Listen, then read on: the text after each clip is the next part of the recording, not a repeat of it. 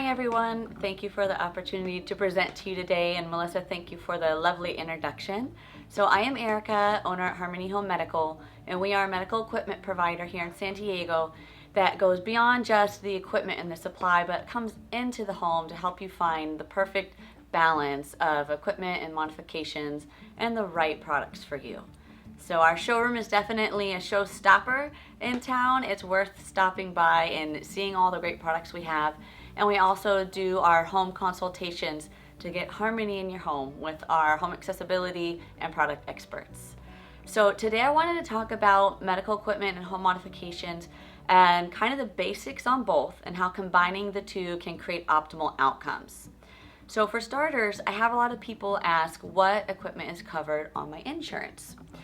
So a basic cane, walker, basic wheelchair, like the heavier ones, or transport chair are covered.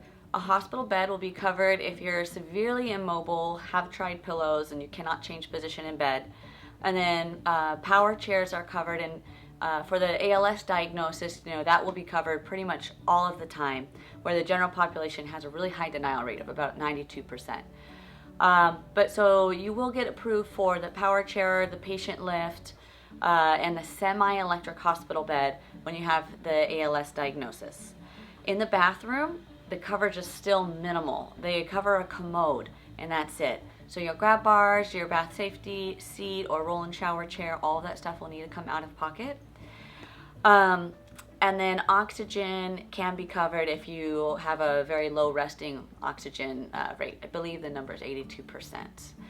So those are some of the things, and I always advocate using your insurance, but there's going to be a lot of gaps where you're going to want to work with a company like Harmony and potentially other funding sources like ALS, Access to Independence. I'll show you that slide. The VA HISA grant and SAH grant, those are amazing for home modifications. We have PEEPS Fund, and then great partners like the ALS Association that recycle so much equipment, and then East County Posse, which also does donations. So sometimes we can get outside funding, and then other times they're out-of-pocket purchases. But you'll want to supplement those products covered by insurance with things like the better mattress for your bed, and the lighter wheelchair, and the roll-in shower chair when you really can't, when you have a roll-in shower and you really can't be walking into that or stumbling over a tub ledge. So that's what we're here for. There are some ways to save money with medical equipment. A couple neat things are 2-in-1 products. So there are walkers out there, rollators rather, that have the seat and brakes that turn into a transport chair. So you only need to bring one piece of equipment with you when you go out, which is also really handy because it's difficult to fit two things in your trunk. So there's that, and then there's the converting wheelchairs too, where one version of it is the self-propel wheelchair with the big wheels, and the other version is a transport chair. You take off the big wheels and it has small wheels underneath, and you can use that to fit through bathroom doors. So again, combining two pieces of equipment into one saves a little money. And then some of my favorite money-saving things are stuff like reusable bed pads. When you use the disposable ones, you're spending $1 a time basically, and you're just throwing them in the trash and they're going into a landfill. So everybody wins when we use reusable ones, and it's better for the planet, better for the pocketbook, and it's better on the skin. And then lift chairs, those can double as a bed. So if you have your insurance issued bed but it's not hitting all the positions you need, potentially looking at a lift chair to get to the positions you need to help stand out of recline or sit mode or sleep mode can be another product that can help you save money and not buy both.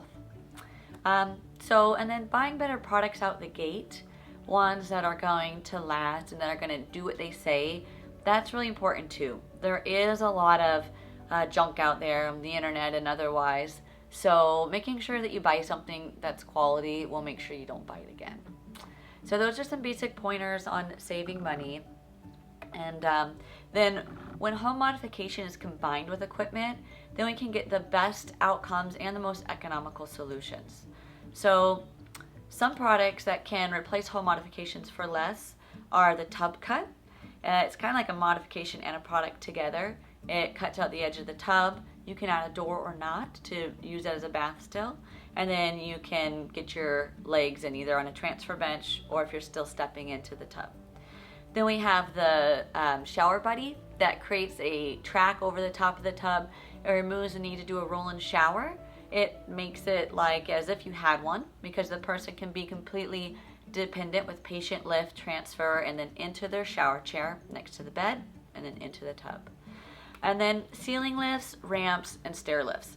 All of these things can be used to stay in the home, to not have to do construction in the home, but to modify your spaces slightly with these products to get up to the bedroom or bathroom upstairs and not have to do an add-on downstairs, or to do a lifting setup in an existing room rather than having to expand or make a bigger room. We can put it up in the ceiling and save some space. So those are a few ways that you can use product to minimize construction costs. Then modifications that are a must are grab bars, small transition ramps, improved lighting, really easy and inexpensive, widening doorways, can't really get around that when you have a really narrow door, like a 24-inch bathroom door is the one we see the most often. Levered doorknobs and toilet safety frames. Those are all simple fixes that you can install yourself, some of them, and other ones you call us. So bathroom modifications and equipment we went over. I have some pictures in the slides for you to see what those products are. And the ceiling lifts and the bathtub lift, which I'll show you some of those here in person. And then for bedroom safety and transfers, there's a couple different types of patient lifts. There's a sit-to-stand lift and a traditional patient lift. So the sit-to-stand lift allows the person to remain on their feet, feeling more in control during the transition. It's a great product to start out with when you're first starting to need some assistance. And then when you need more assistance, you can go into the full Hoyer patient lift or traditional patient lift, where it's an overhead crane and picks the person up. We rent both of those. Both of those can be rented through insurance does not cover a sit-to-stand, but they cover the traditional. But all of your equipment through insurance is rental, and we also offer those programs here as rental because your needs may change and you may want to try something before just jumping in and buying it. So those are great transfer devices. And then the height on the bed, while insurance only covers the semi-electric, the full electric hospital bed can be a really big difference maker for your transfers to get to the right height. So instead of it being too high or usually too low and it's difficult to stand up, the full electric bed will get you up to the optimal height to transfer with minimal assistance. So that's some bedroom safety things, and then add those bed rails, floor to ceiling poles can also assist with those transfers. Some low-cost alternatives to bathroom remodeling was the tub cut that I mentioned. And then there's also something called the shower bay, which you can see in the slide. That is a freestanding portable shower. It connects to any sink within 30 feet. So it'll pump hot and cold water into your shower. It'll pump the water out, and you can shower just like in a regular shower.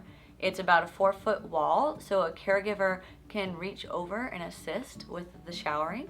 And it has a ramp, so you could use a rolling shower chair to bring someone from a full assist transfer of a lift into the chair and then roll up into the shower.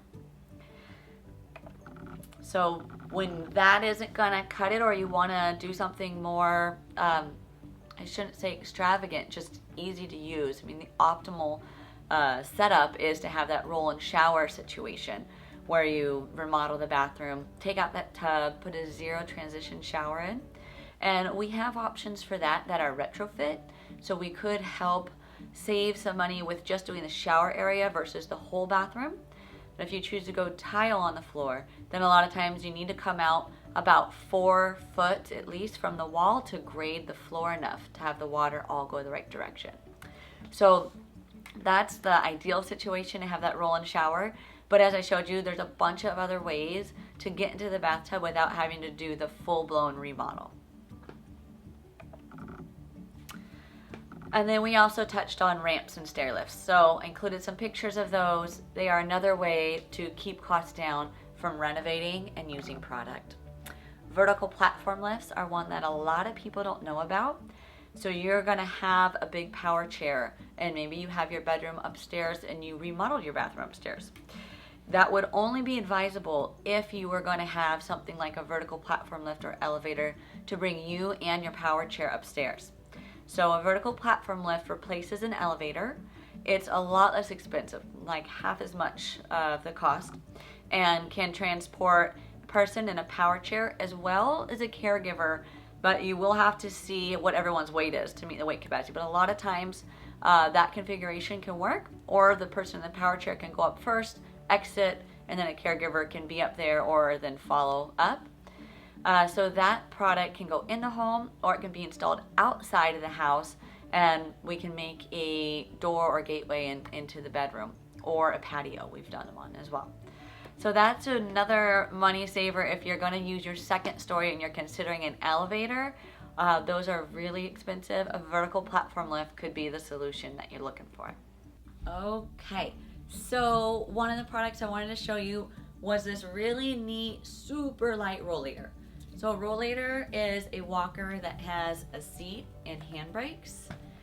They're intended to be sat in, more for resting than for long term, but you can sit down when you go out. And when our clients need a rollator, especially if they're going out independently, sometimes the weight of some of them is an issue. So this product just came out, and it is a 12-pound rollator. It's really, really light. So it makes it a lot easier to lift that into the back of your trunk, back seat, whatever it may be.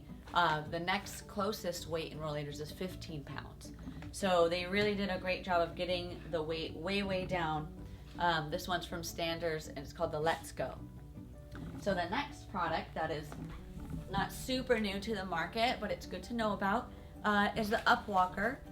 And this is a much bigger rollator. So it's in the same product line, but they have made it so it helps someone who has a lot more balance issues and a little more need for upper body support, that they can get inside the frame and use these platforms to offset some of their upper body weight and walk upright, hence the Upwalker.